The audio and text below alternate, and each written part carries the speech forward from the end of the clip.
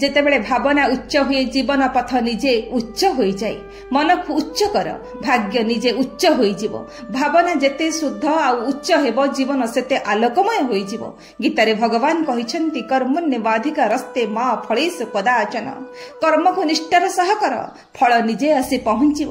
ଅର୍ଜୁନ ଯୁଦ୍ଧ ଭୟରେ ଭାଙ୍ଗି ପଡ଼ିଥିଲେ, କିନ୍ତୁ ଶ୍ରୀକୃଷ୍ଣ କହିଲେ କର୍ମ କର, ଫଳ ଭଗବାନ ଦେବେ। ଏହି ଭାବନା ଆମର ପ୍ରତିଦିନର ଜୀବନରେ, ପାଠ ପଢ଼ିବାରେ, କାମ କରିବାରେ, ସମ୍ପର୍କ ରଖିବାରେ, ଦାନ ଧର୍ମ ସେବା ପୂଜା ପାଠ କରିବାରେ ସବୁଠି ଲାଗୁ ହୁଏ। ଗୀତାର 3ୟ ଅଧ୍ୟାୟ 30 ନମ୍ବର ଶ୍ଲୋକରେ ଭଗବାନ କହିଛନ୍ତି ମୟି ସର୍ବାଣୀ କର୍ମାଣୀ ସନ୍ନ୍ୟାସଧାତ୍ମ ଚେତସା। ନିଜର କର୍ମକୁ ଭଗବାନଙ୍କୁ ଅର୍ପଣ କର, ଭୟ ଦ୍ୱନ୍ଦ୍ୱ ଦୂର ହୋଇଯିବ।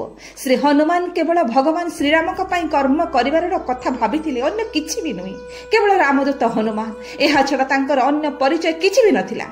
ସେଥିପାଇଁ ଏ ସଂସାରରେ ଯେଉଁ 7 ଜଣ ଚିରଞ୍ଜୀବୀ ଅଛନ୍ତି ବା ଯୁଗ ଯୁଗକୁ ବଞ୍ଚି ରହିବାର ବର ପାଇଛନ୍ତି, ଅଶ୍ୱତ୍ଥାମ ବଳି ବ୍ୟାସ ବିଭୀଷଣ ହନୁମାନ କୃପ ପରଶୁରାମଶ୍ଚ ସପ୍ତ ଇତି ଚିରଞ୍ଜୀବୀ, ସେମାନଙ୍କ ମଧ୍ୟରେ ଶ୍ରୀ ହନୁମାନ ହିଁ ଏକମାତ୍ର ଯେ ଦେବତାର ଆସନରେ ବସିପାରିଛନ୍ତି କେବଳ ନିଜର ସେବା ସମର୍ପଣ ଆଉ ନିଷ୍ଠା କର୍ମ ଯୋଗୁଁ।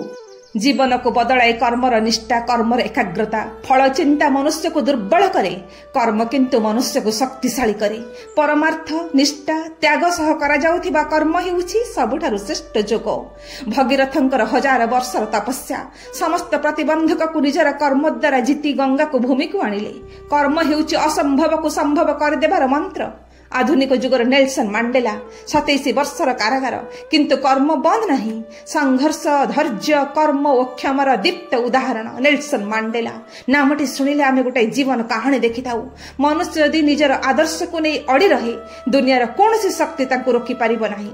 ଭାବନ୍ତୁ, 27 ବର୍ଷ ଧରି ଏକ ଅନ୍ଧକାର କୋଠରୀରେ ରହିଲେ, ଅନେକ ଯାତନା, କିନ୍ତୁ ତାଙ୍କ ଭିତରେ ଥିବା ଆଲୋକ କେବେ ବି ଲିଭିଲା ନାହିଁ। ଲିଭିବାକୁ ସେ ଦେଲେ ନାହିଁ। ସେ କହିଥିଲେ I never loss, I either win or learn. ମୁଁ କେବେ ହାରେ ନାହିଁ, ମୁଁ ଜିତେ କିମ୍ବା ଶିଖେ। ଏହା ହିଁ କର୍ମଯୋଗ। କଷ୍ଟ ଥାଉ ବାଧା ଥାଉ ତଥାପି କର୍ମ ବନ୍ଦ ହୋଇନାହିଁ। ଆଫ୍ରିକାରେ ଯେତେବେଳେ କଳା ଧଳା ଭେଦଭାବ ଥିଲା ସମସ୍ତେ ଭୟ ପାଉଥିଲେ, କିନ୍ତୁ ମାଣ୍ଡେଲା ଠିଆ ହେଲେ ଏକା ଶୂନ୍ୟ ହାତରେ, କିନ୍ତୁ ଅଗାଧ ସାହସରେ। ତାଙ୍କର ସନ୍ଦେଶ ଥିଲା ଭୟ ନଥିବାକୁ ସାହସ କୁହାଯାଏ ନାହିଁ, ଭୟକୁ ଜିତିବାକୁ ସାହସ କୁହାଯାଏ। କେତେ ଅପମାନ ଯନ୍ତ୍ରଣା ସହିଲେ, କିନ୍ତୁ ଯେତେବେଳେ ଜେଲରୁ ବାହାରିଲେ ସେହିମାନଙ୍କୁ ସେ କ୍ଷମା କରିଦେଲେ। ଏହା କେତେ ପରମ ମହତ ଶିକ୍ଷା, ଏକ ଅଦ୍ଭୁତ ମନୋବଳ। ଫରଗିଭନେସ୍ ଲିବରେଟ୍ ଦି ସୋଲ୍। କ୍ଷମା ହେଉଛି ଆତ୍ମାକୁ ମୁକ୍ତ କରିବାର ଶକ୍ତି।